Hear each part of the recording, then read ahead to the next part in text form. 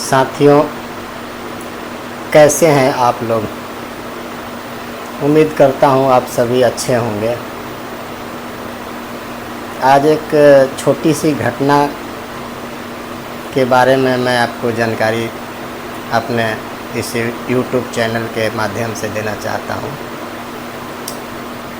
अगर आप गांव से हैं, शहर से हैं या कहीं से भी हैं, अगर आप विशेष करके मैंने एक दुकानदार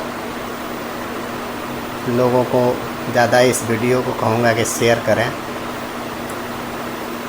दुकानदार जितने भाई हैं, छोटे बड़े, उन लोगों से कहूँगा कि इस वीडियो को पूरा देखें।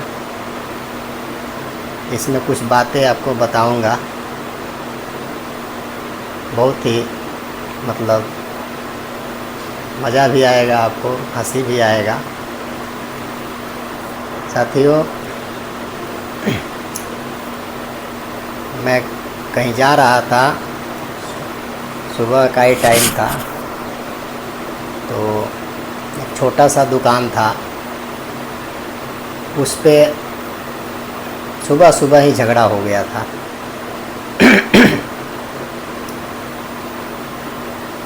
मैं रोका वहाँ पे।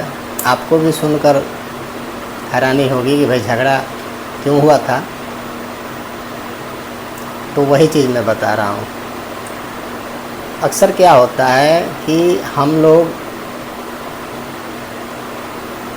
देखते हैं कि जितने भी कुछ दुकानदार हैं, जो भी हैं, वो उनके नज़दीकी या क्लोज का कोई व्यक्ति आता है ना उनके दुकान पे कुछ सामान लेने के लिए, तो अक्सर हमने देखा है कि वो पैसे गिनने का प्रयास नहीं करते हैं। अगर मान लीजिए कि उसने एक गुटखा लिया कि फलाना जी, चाहे जो दोस्त जो भी हो, देखिए अगर वो माय डियर है तो आपको तो रेस्पेक्ट से बात भी करेगा, या आपसे ज़्यादा क्लोज है, मतलब आप चाहते हैं कि उससे पैसा ना लूं, लेकिन फिर भी मजबूरी है, दुकानदारी है तो लेना तो पड़ता है ना। तो मेरे हिसाब से मैंने देखा है कि जैसे कि 2 का सिक्का हुआ और 1 का सिक्का हुआ, कई ऐसे सिक्के होते हैं जो बड़ा है वो तो समझ में आता है कि 2 का है, लेकिन छोटे सिक्के जो होते हैं 2 का, वो 1 का मतलब सब लोगों को पहचान में नहीं आता है। तो मैं उन सभी दुकानदार भाइयों को कहूँगा कि आप इस वीडियो को देखिए और दुकानदार भाइयों को शेयर करिए या इसको सोशल मीडिया पे डालिए, ताकि कुछ जो है ना आपसी रिश्ते गलतफहमियां में जो हो जाता है, वही बात बताने वाला हूँ। तो जैसे वो 2 का सिक्का 2 हो गया और 1 का सिक्का 1 हो गया, मान लीजिए 3 सिक्का है, तो 3 सिक्का एक ही समान है। अगर उस बंदे ने आपको दिया कि एक गुटखा दे दीजिए, चाहे एक चिप्स दे दीजिए या एक बिस्किट दे दीजिए, और आप उसके सामने वो पैसे को गिनने लगते हैं, तो ये सोचते हैं कि अगला सोचेगा कि मेरे पे भरोसा नहीं है, कि मतलब ये 5 ही है। इसके चक्कर में आप उस पैसे को उनके सामने काउंट नहीं करते हैं, उलट पलट के देखते नहीं हैं कि ये 2 के ही सिक्के 2 हैं या 2 के सिक्के 3 हैं। आपने वो दिया और वो पैसे को अपने गला में रख दिया और उनको दे दिया एक चिप्स निकाल के। अब वो शर्म के मारे तो ये नहीं कहेंगे कि अरे हमने 6 रुपया दिया था, 1 रुपया वापस करो। अब वो थोड़ी देर खड़े होकर के उसके बाद वो वहाँ से चल जाएंगे, और आप सोच रहे हैं कि मैंने तो 5 ही लिए थे, डाल दिया, वो 5 दिए होंगे। लेकिन कई बार ऐसा होता है कि वो 5 नहीं 6 होता है। इसलिए पैसे को गिनना बहुत ज़रूरी होता है, चाहे वो आपका कितना भी क्लोजिंग में व्यक्ति हो। तो यही चीज़ है उस दुकान पे ये हुआ था कि वो एक लड़का आया था और आ करके और कोई सामान लिया था और कुछ पैसे डब्बे के ऊपर रख दिया था और कुछ पैसे जो है उनके दुकानदार के हाथ में दे दिया था, और दे करके और वहाँ से सामान लेकर के चला गया था। जब वो पैसे पूरे गिन लिया दुकानदार ने, तो पैसे कम था,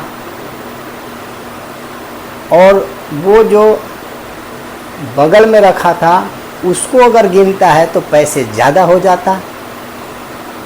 तो वो टेंशन में है दुकानदार कि पैसा कम दे के चला गया, और वो घर गया तो उसकी माँ ने भेजा था दुकान पे उस बच्चे को, तो वहाँ पैसा उसको रिटर्न नहीं मिला। तो उसकी माँ जो है बोली कि तू पैसा ज़्यादा दे के आ गया है।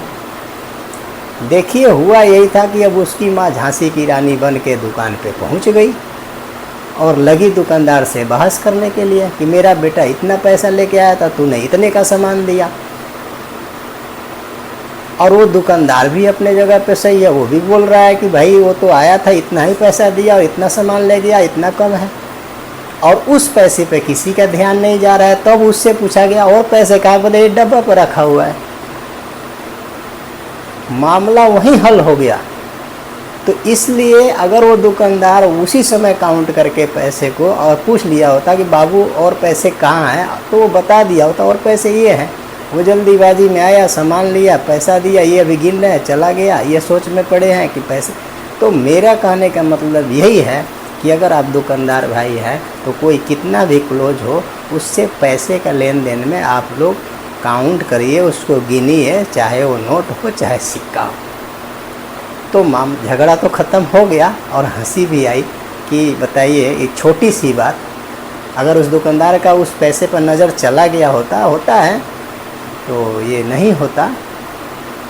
तो ये मतलब जो आज मैंने देखा वो आप लोगों से शेयर किया। इसमें अगर कुछ अच्छा ज्ञान की बात आपको समझ में आए तो वीडियो को लाइक करिएगा और शेयर करिएगा, कमेंट करिएगा। बचत बाबा यूट्यूब चैनल, बचत बाबा बोल दीजिएगा तो आ जाएगा। और मैं यही कहूँगा कि स्वस्थ रहिए, मस्त रहिए, व्यस्त रहिए और हमारे चैनल को सब्सक्राइब करिए और शेयर करिए, क्योंकि किसी भी एक दुकानदार या घर का कोई भी व्यक्ति देखेगा तो उसको लाभ ही होगा। बस आज के लिए इतना